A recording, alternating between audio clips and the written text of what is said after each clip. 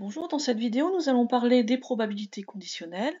Nous allons en donner la définition, quelques formules, et nous allons voir que cela correspond à une loi de probabilité.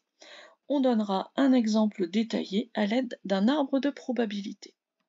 Donc tout d'abord, au niveau de la définition, je vais prendre deux événements A et B d'un univers que j'appelle comme d'habitude oméga, et je me fixe que la probabilité de l'événement A soit différent de 0. Vous allez voir après pourquoi. Ce que l'on appelle une probabilité conditionnelle, c'est le fait d'aller répondre à une condition, c'est-à-dire à une contrainte. Si je parle de la probabilité conditionnelle de B sachant que A est réalisé, je vais m'obliger à ce que mon événement A soit réalisé et aller regarder la probabilité d'avoir en plus l'événement B. Alors cette phrase étant assez longue, souvent, on parle de la probabilité de B sachant A. On va le noter comme ceci, la probabilité de B sachant A, et le sachant A va se mettre ici en dessous en indice. Cette probabilité est alors donnée par la formule P de A inter B sur P de A. Alors on voit qu'au numérateur, le rôle de A et de B sont les mêmes. Par contre, au dénominateur, pour retenir que c'est bien le A qu'il faut mettre, c'est celui qui est aussi en bas dans la notation. Allons regarder sur un diagramme plus précisément à quoi correspond ce concept, parce que pour l'instant c'est encore un petit peu vague.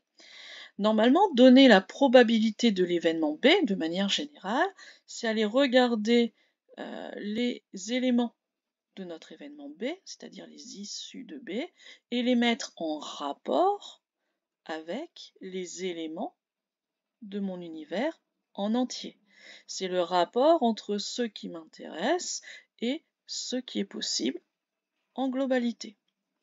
Se fixer la condition que l'événement A soit réalisé, donc le sachant A, je vais me restreindre ici à mon ensemble rouge, à l'ensemble A.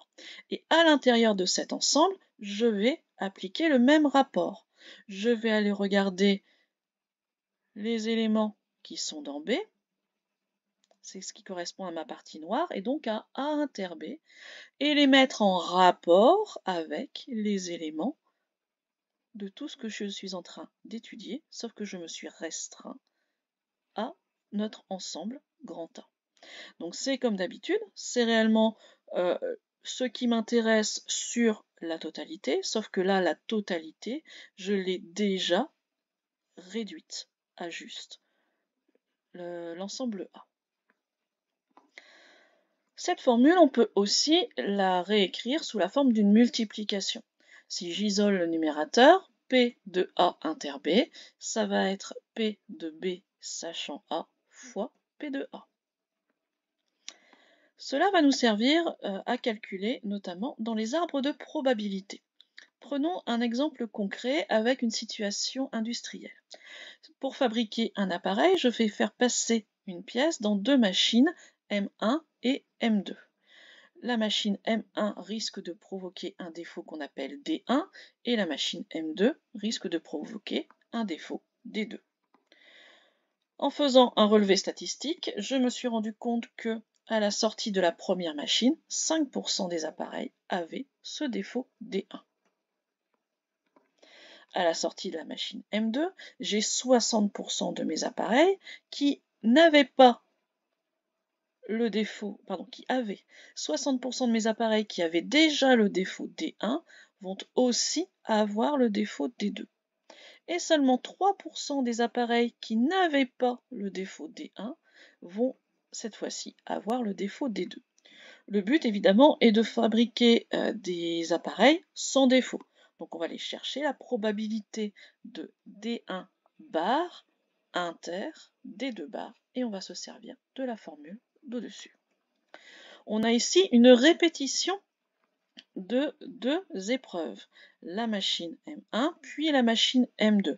Souvent, quand on a cette succession, on va avoir recours à un arbre de probabilité qui va nous permettre d'aller positionner tous nos nombres, parce que sinon, comme ça, sous forme de phrase, c'est un petit peu délicat. Regardons donc cet arbre. On part de notre univers oméga, et tout d'abord, première partie d'arbre, on va passer dans la machine M1. On a dit que 5% des pièces avaient le défaut D1. Voici la branche qui mène au défaut D1. Et le 5% de pièces a été transformé en une probabilité de 0,05. On a donc 95% des pièces qui n'avaient pas ce défaut D1, donc on obtient le 0,95 en probabilité de ne pas avoir le défaut D1, donc D1 bar. Puis on avait dit que 60% des pièces qui avaient le défaut D1 avaient aussi le défaut D2, et 40% donc qui ne l'auront pas. On avait dit que 3% des pièces qui étaient intactes après le passage en machine M1 avaient le défaut D2 et 97% des pièces qui n'avaient pas de défaut n'avaient toujours pas de défaut après la machine numéro 2. Ensuite, quand on était en seconde et en collège aussi pour certains qui ont vu les arbres en collège, le but est donc d'aller travailler la probabilité de D1 bar inter D2 bar, c'est-à-dire d'aller suivre ce chemin-ci, le chemin qui est tout en bas.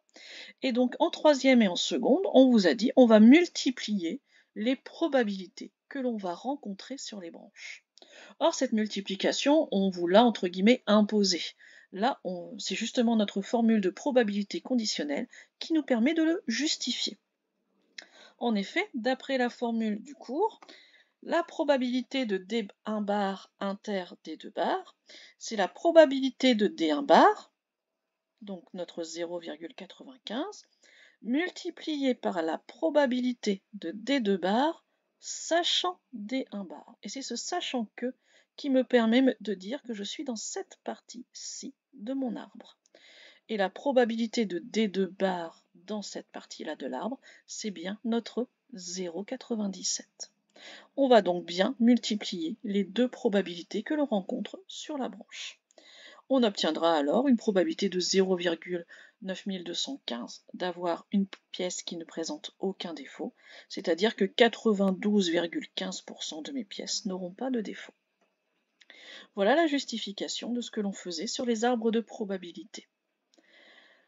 Pour conclure, il faut comprendre que cette histoire de probabilité conditionnelle définit bien ce que l'on appelle une loi de probabilité et va donc vérifier ce que l'on a déjà vu sur les probabilités de manière générale, à savoir que le résultat d'une probabilité conditionnelle est forcément un nombre compris entre 0 et 1, avec la probabilité de l'ensemble vide sachant A qui est égal à 0, et la probabilité de l'univers, alors c'est aussi sachant A, c'est une petite faute de frappe, est égale à 1.